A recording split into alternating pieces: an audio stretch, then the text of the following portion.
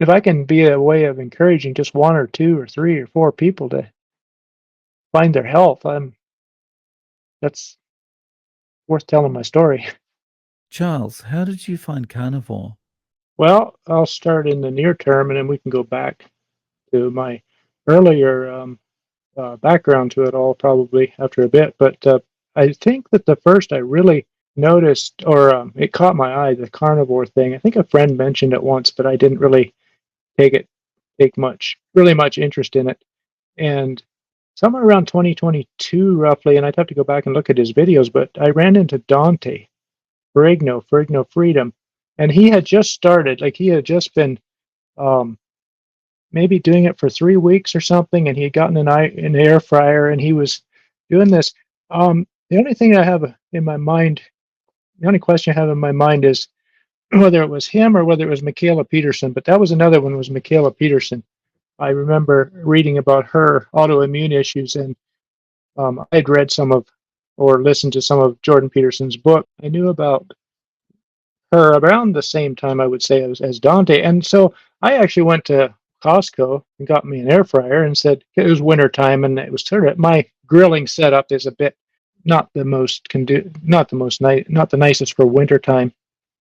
And so I went and got an air fryer. Well, I started and I lasted 4 days, and I got meat aversion, and I said, nah, just keto's good enough for me. And so it was probably about a year ago in August. I'm going to say about the second week, third week in August. I do lawn care, so I was out mowing and I was listening to YouTube. I don't know how I got there, but or how that video showed up. But I saw Dr. Ken Berry interviewing Kelly Hogan, and it was a pretty long, extensive interview. And Kelly, what caught my eye was 14-year carnivore, and I'm like, what? Somebody's done this for 14 years. Maybe there is something to this. So I went to that video and I just listened to that thing all the way through. And I was so excited till I was done listening to that video. I was about like, I got to talk to this person or these people, because her story going back to 2000 to Dr. Atkins. Well, in fact, her doctor didn't mention Dr. Atkins, but her doctor told her that she should eat, this certain list of foods, which was basically what Dr. Atkins said in that 1999 book, New Diet Revolution. And anyways, so that was sort of the short form of how I found carnivore. And I started right away. I jumped in with both feet, and I have, uh, well, we'll get to that later. I did have some hiccups through this year, this 1 year now that I've a year and a week maybe. But I have to probably go all the way back to my childhood to really tell my story and why this all means so much to me, because it's like I found a treasure that I can't let go of, and that I would give, sell, what not sell, give to anybody I could find. Say, hey, here's something I wish you would look at. I wish you would try if you're having these, whatever problem it might be, particularly weight. But I think when I was about uh, 8 or 9, no, maybe 9 or 10, till I really had a problem being sort of chubby, and uh, and I was self-conscious about it. Now I wasn't just obese, but it wasn't. It was bigger than a little boy should have been, and I was known to be fat, and I had trouble with gas and burping and that those weird things. And I don't think we were eating a really unhealthy, not what we would today call the standard American diet. We were eating a lot of home. We grew up on a farm, old school farming, but like couple hundred acres with. We had a milk cow. We had a lot of times we had our own chickens, our own eggs. My mom made cheese, butter, um, and I think cottage cheese. We had apples that grew on the fence rows. This was southern Ontario, Canada. We had, we picked a lot of apples and made applesauce, which they were tart, so they had sugar added. And we ate a lot of potatoes. We had a big garden, a lot of potatoes, a lot of vegetables, a lot of potatoes. Trying to think, meat. We always had meat because we had hogs and we had cattle. We would have butchered the cows that weren't the best, and it wasn't like we had top quality meat, but it was good ground beef and good. So I guess looking back, I would say rather than that we ate unhealthy at that time, we basically it was a high carb diet, lots of dairy, high carb. Meat was there present, but not um, protein was limited, right? Because it was a luxury, I guess you would say.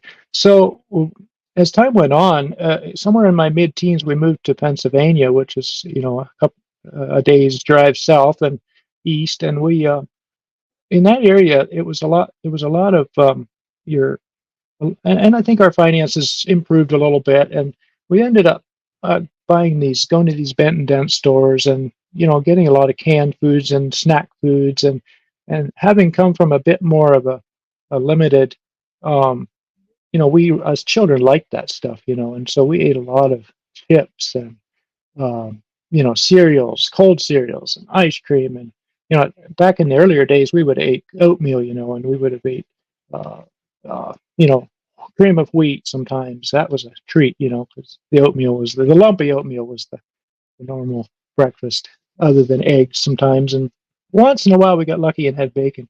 11, 12, 13, 14. I cared enough about my weight. I was able to sort of keep myself under control. My mom was overweight, and she was doing her low calorie diets. And now we grew up in a home without TV and radio, but my mom and dad read the Reader's Digest, and so they were getting the whatever was going on in the whole obesity issues of the late 70s and 80s, and then into the early 90s. And then once you got into the early 90s, it was all this low fat stuff. So when I started when I hit about 16, I think it was, I just suddenly went up, like I just gained weight, like went partly just from normal teenage growth, but partly just becoming very overweight. So I went from like hanging around 130, 140, which I'm mid frame. I'm probably a 5'9", about 5'9", and should be probably about 165 to 175 pounds because I'm fairly solid. But I went right up past 160, 170, 180, 190, 200. At late 17, I probably hit 215 or something like that. And I had to go buy a pair of size 40 pants because I couldn't get my 38 shut anymore. And I was embarrassed. I was just supremely embarrassed. And uh, my friend I worked with was thin, and he didn't mock me, but it was, if he did, I would have laughed with him, but it bothered me really badly. So somewhere around 18, 19, I was tired of it and I didn't know what to do. So I just said, I'm going to skip lunch. Told mom, don't send me lunch. And I was working for a farm outfit, and we worked 11, 12-hour days. So I just eat breakfast and go to work and not eat till I got home. If I did eat, I'd just drink a Mountain Dew, which I know now was not a very good thing to do, or I would eat a Twinkie or something like that out of the refrigerator in the middle of the day. And I got uh, I got it under control. I lost 20, 30 pounds, something like that. So then we moved on a little further. I drove truck when I turned 21, 22, somewhere in there. I got a job hauling feed for a feed mill, and I was on the road, very little exercise, um, and running long days, but mostly driving. And then I went on up. I went on up to 225, 230, 235, and I stood on their scales one day where they would weigh their I forget what they used that scales for, but it was nothing that you would weigh yourself on. I mean, that accurate. But I stood on it with all my clothes on and everything, middle of the day, and I was 200. I think it was either 238 or 242 pounds. I forget, and I was just like I just could hardly stand it. And so I don't know really what I did about it right then. Not really anything because I didn't know what to do. Got to um, about the time I was 24, I made a big move. I moved out to Western United States where I still live by myself, and I met my wife there and married, and that was in about 2 years. And during that time, I did lose a little bit of weight. I don't know if it was the weather. I mean, yeah, the different climate, different food. Different place I lived, I ate a little differently. I started working construction, and but we got married, and we went on a 4-week honeymoon and had a really good trip and everything. And I probably got back up to 230, and sometime. about a year after we were married, I was right back up to 235, and I was so miserable. Just I would be out, and I got into lawn care all the way. I think it was 1998, right when we got married. I bought a small lawn business, and I've been in that industry ever since. But so I've been very active like all my life. But I remember mowing and something in my back just hurting. I don't know what it was. I think it was just something to do with my insides, just squished. Just I feel like some people just get a lot of fat goes on their outside. I tended to. It all seemed to go in my abdomen and in my up under my ribs and just make me so miserable. And so I got that somebody tipped me off about some diet when I was about in that state that something that some hospital used to get their heart patients ready for surgery. It was some kind of a soup with a lot of celery in it, and a program that they would put you on, and it lasted a week. And I did it, and I lost 10 pounds. And I guess this is one of those things in life you might call fate. I don't know, or providence, or what it might have been. But our neighbor across the road gave her. I think my wife told her what I was doing, and she had this book, Dr. Atkins' New Diet Revolution, and the 1999 edition.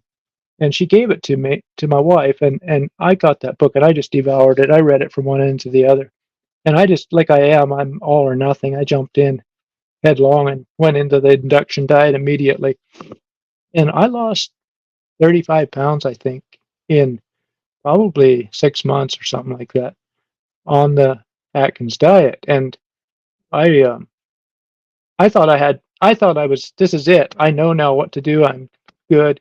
Well, that was the counting carbs thing, and the treats. Now you lost your weight. Let's have a treat.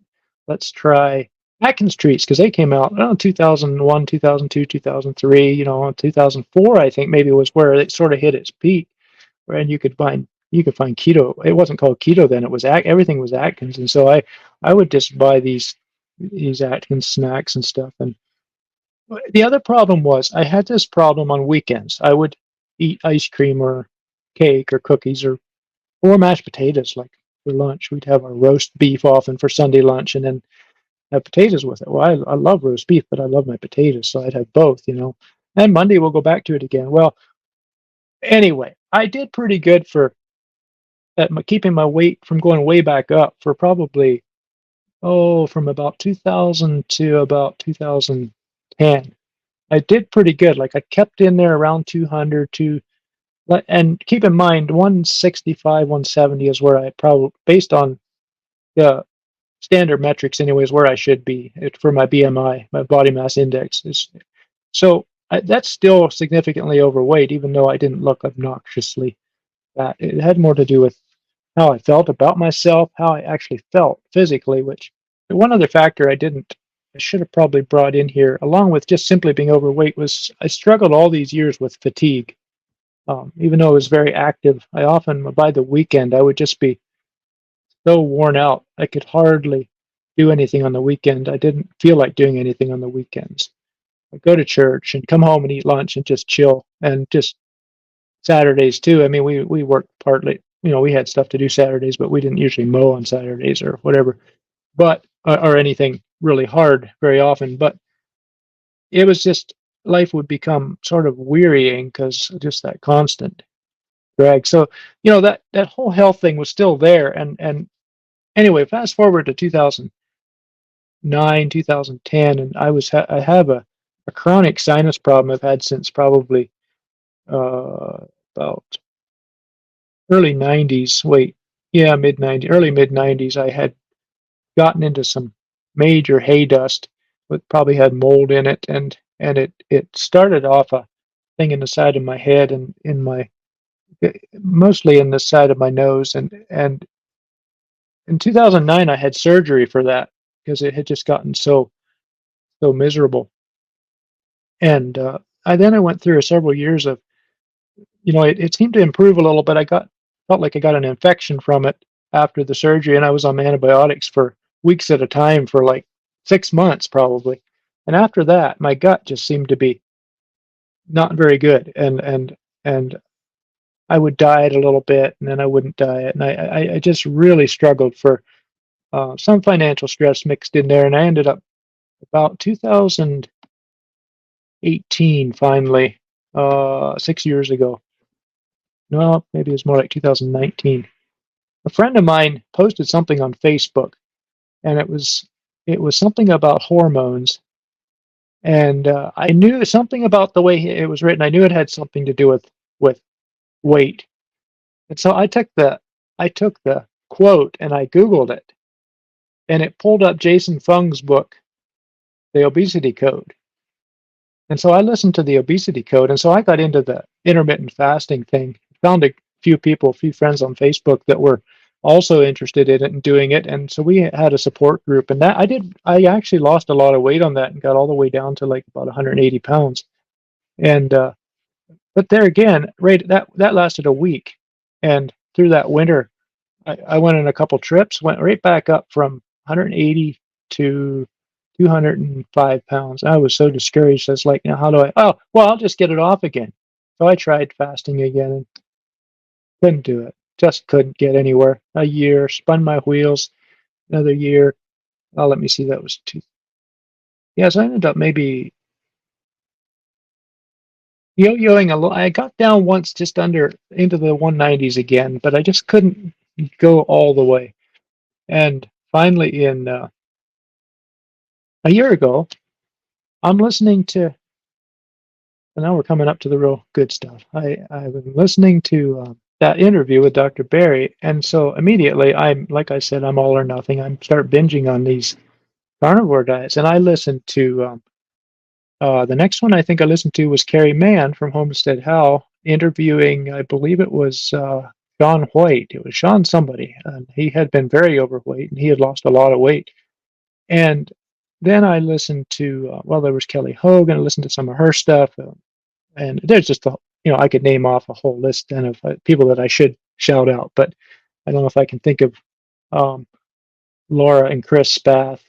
And then, Carrie had some of you had, I think you were likely involved with that too, that 10-hour live stream, carnivore live stream.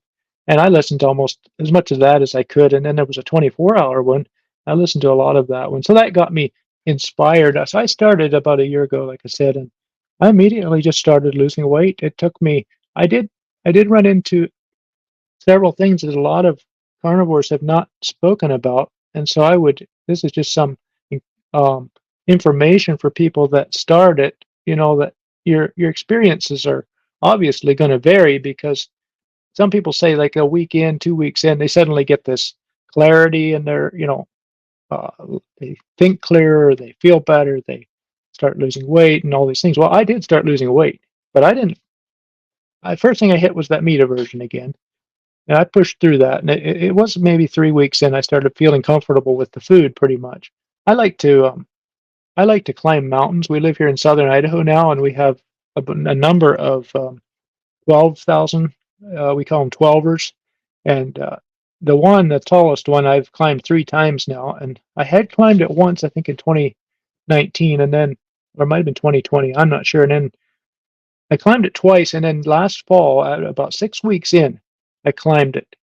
That was the most grueling, painful, torturous mountain climb I ever did. It was just, I had no energy. I thought, I'm on carnivore. I should be like getting up here in 5 hours instead of 6 hours. But no, it took me 7 hours.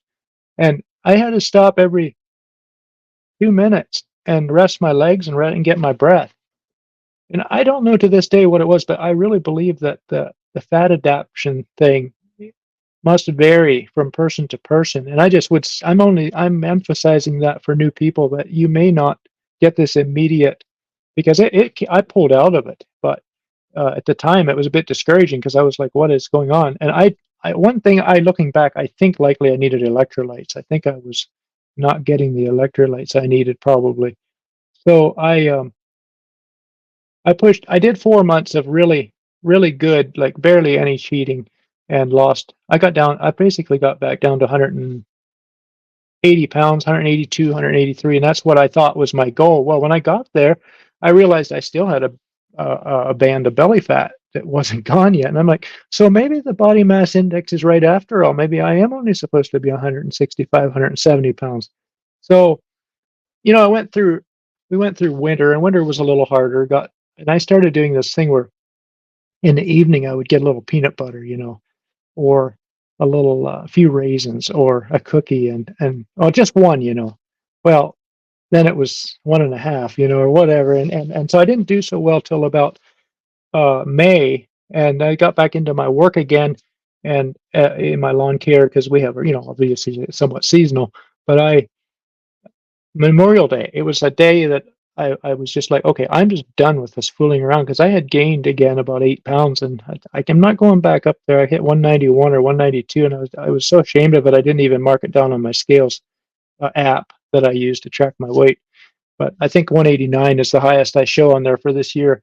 But as soon as I did that, as soon as I quit cheating, and I went 70 days um, without any cheating, other than I'm not quite as strict as some people are. I'll eat a pepper or an onion, or have my one little keto dessert or carnivore dessert that I'll put one tablespoon, not one tablespoon, 1 teaspoon or 1.5 teaspoons of maple syrup on or something occasionally. So I sometimes get 10 carbs, but no cheating as in I ate a cookie or I ate some potatoes or I ate some rice, or I just didn't do that man, I went 70 days, and I just started dropping weekly, week and pound, pound and a half, pound and a half, and I about 3 weeks ago I broke through to a new low, and now this week I hit 174, which means and I have this Renfo bathroom scales, and it gives you I guess they say it's not 100%, but it's apparently supposed to be at least good for watching your trend and so it measures your protein and your BMI, your I'm probably not getting those in the right order, but body fat, and then the visceral fat versus subcutaneous fat. My subcutaneous fat's still a little high, so it looks to me like when I land where all these things turn green, um, I'll be uh, I'll be around 168, 166, 168, and that's exactly what the body mass index says I'm supposed to be. So maybe I'm not this big guy I thought I was. I was just fat, you know. So I find that fascinating. But I'm really, I to me, I guess we're just to wind it up. I just feel like the future's mine, and I feel like. There's no I don't feel anxiety anymore that my weight's going to get out of control. And I'm not saying I wouldn't eat some, you know try some vegetables again here and there, or maybe a little bit of rice or a potato once in a while if I get all this other stuff in order and I feel well. That's another thing. My digestive system has never been so comfortable in all those years. I would I'd be so embarrassed at the gas, and some people aren't embarrassed about it, and that's fine, but I am. I just don't I don't like it, and but it's how it was, and now it's gone. All that churning and belly growling, and it's just gone, and I don't know. It's the best thing ever happened to me. Yeah, well, congratulations. What does your wife think about this? Well, she's happy for me. She's she's see, this is the thing. She's When we married, she when I first met her, she was about 135 pounds. She's probably about 5'4". When we got married, she got stressed a little while we were dating and stuff. She got down to 125 pounds. Today, after 5 babies and been married for 20 some years, she weighs 132 pounds. So she looks like a girl. And she's 50. I'm 52. She's 54. And yeah, so for her, she doesn't see anything in it for her. I try to encourage her a little bit toward a little more meat, a little more beef, a little more, saturated fat. She has, some menopause things going on, but not out of hand. And so, but no, she supports me. It's just that it's not a thing where there's two of us to do it because we don't have the same um, propensity. How's your, energy levels with your work? Because you do quite physical work. Has that improved? Yes, that is a good question. You know, I feel that I'm in my 50s. I feel tired at the end of the days, but my resilience, ability to get up the next day and go at it again is much better. I think this sinus thing, that's my last frontier. I'd like to think that this right side, the inflammation that's in here, because like right now, we just went through a time where we had a lot of fires around.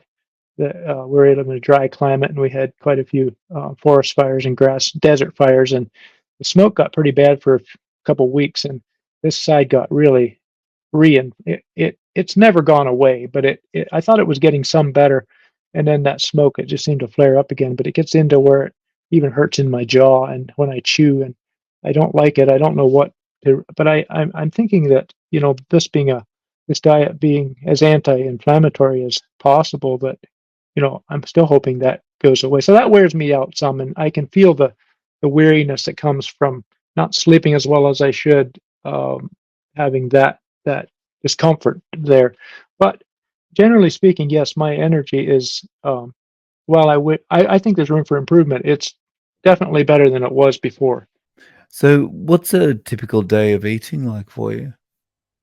Okay, well, in my work week, and I don't eat as much as a lot of carnivores do, but I eat 2 eggs every morning, like clockwork, 2 eggs and 2 strips of bacon, and that's my breakfast.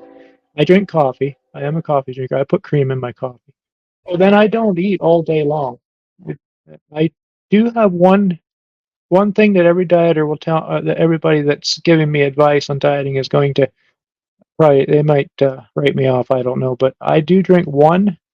I stop in at I was always a snack person. Stop in at the gas station, fill up my mowers or my truck up with fuel, and then run in and grab some chips and a candy bar and some Gatorade. And I haven't drinking sugar for years. I quit that way back when I was doing it after the Atkins thing.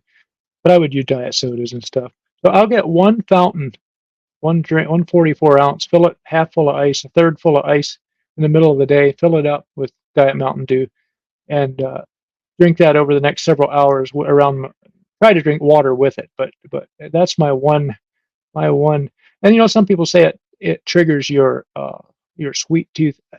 Personally, I found it the opposite. It it settles my stomach. I feel good. So I work all day till I get home. It's usually around 5:30, and we eat around 6:30, 6:30 in the evening, and I eat a steak. About I can say an average of my most common meal is a steak, about 12 to 14, 16 ounces on the big side. Sometimes ground beef, and then in that case it'd be like two third-pound patties probably.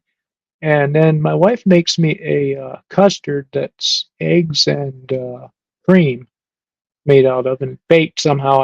I'm not quite sure the process, but that is really, really good. She puts a little allulose or monk fruit sweetener in it, and then I'll put a little bit of maple syrup on it. That's my one. That's the only place I get carbs, is that maple syrup. But it's going back to my Canadian roots, my pure maple syrup. So yeah, I will admit I haven't been like what do you call this, a purist. I haven't been as perfect as like some people have. However, I'm getting results, and if I want to zero, I may have to zero in harder. Like for the sinus problem, I might try lion for a while. I'm not sure, but I probably won't do that till wintertime when I'm at home and I can get my own meat out. And So, your experience is quite I think is a very typical experience for people, like, trying different diets, and at some point, Atkins is in there as well. I think a lot of people, myself included, have been through that. Um, so for that kind of person watching, what advice would you give them about getting started with carnivore? well, my first advice is just try and the all or nothing thing. I don't know what to say about that. If you're that kind of a person and you're willing to deal with the potential diarrhea, the potential constipation, whatever it is, either way, it could. For me, it's more like I moved toward constipation at first. I didn't have that diarrhea thing that people have at all. I just didn't have that. But um, if you don't, if nothing else, if you can do it that way, try the Atkins style. Like, cut out the carbs, cut out the breads and sugars. That's the first thing to cut out is the wheat and sugar. And then, of course, starches, potatoes, good as they might taste, you got to get rid of them. And even the salads, the vegetables, just go leaner, just back off on them and eat them. If you need some on the side, some people like the bitter, like the vinegar, cucumbers with vinegar, a little bit of that. Or I don't know. I would just, if you can handle the going right into carnivore, do it. But because it eliminates a lot more things. I would just rather see somebody do something than just say it's too big. I can't do it. If you have to take small steps, at least you're stepping in the right direction, right?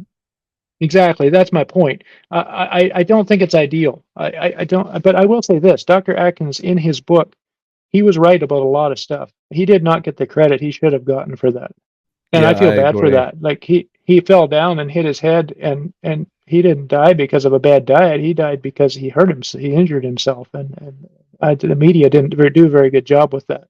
Yeah, I remember when that happened, and I remember listening to the radio and hearing people gloating about it, and, "Yeah, you see, it was the diet," and it's nothing to do with the diet. Yeah, when I first heard it, I was disappointed. I was like, "Was that what it was?" But then I did a little more research, and I'm like, "Oh, okay, I get it." He he was, and he.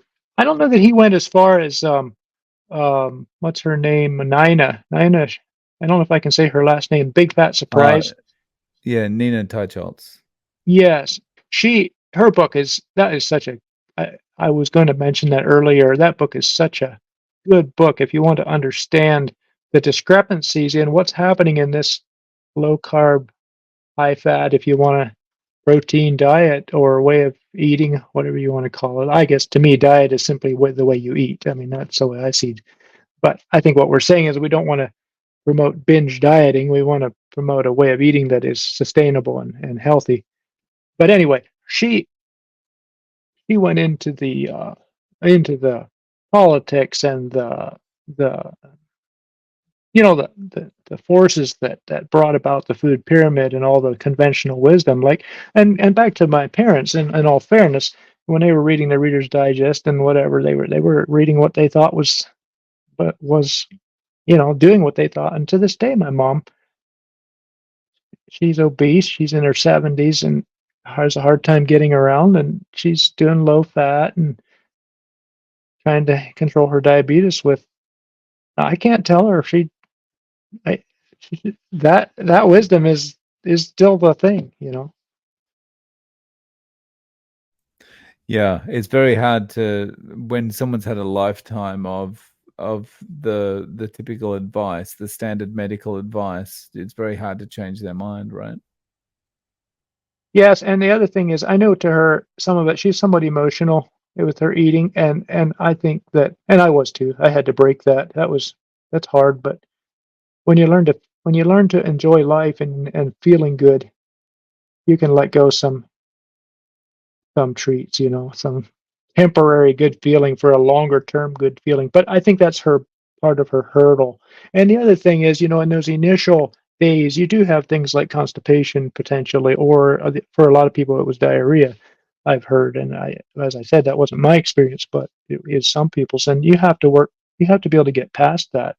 I'm not sure how to help people get past that, but if I can be a way of encouraging just one or two or three or four people to find their health, that's worth telling my story. Yeah. So if people want to reach out to you, Charles, do you have any social media or any way of getting in contact? Well, no, I mean, I don't do anything that's diet related. I'm on Facebook and I'm on X, but if you want to talk to me about the diet, just you can give them my email that's on that we're using. I'll answer questions if somebody has questions, because I'm very into help giving. If there's a way I can help somebody, I'm happy to do that. No, no problem. So I'll include your email in the show notes. Thank you so much for coming on today, Charles, and sharing your story. I really appreciate your time. Yeah, thank you, Dave. I appreciate it.